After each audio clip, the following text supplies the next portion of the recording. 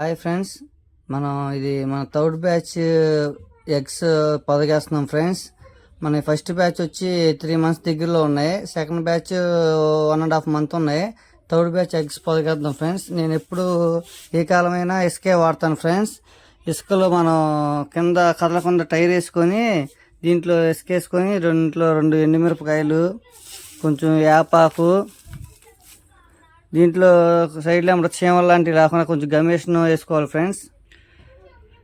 ఇలా ప్రిపేర్ చేసాం friends. 11 eggs వేసాను. ఇది మన ఇంక్యుబేటర్.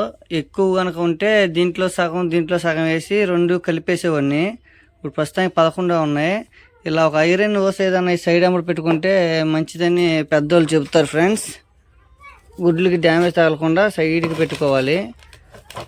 ఇప్పుడు పెట్టని తీసుకొద్దాం ఫ్రెండ్స్.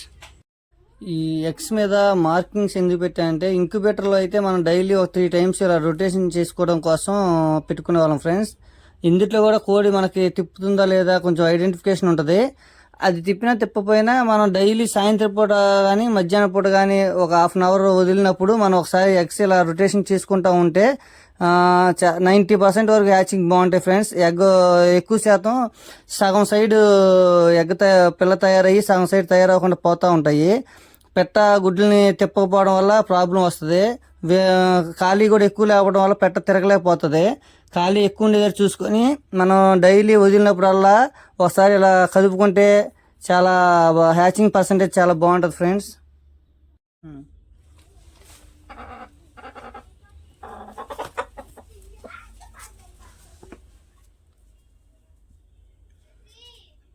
పెట్టని ఇలా పొదిగేసాం ఫ్రెండ్స్. కాసేపటికి అదే గుడ్లు చదురుకుంటుంది.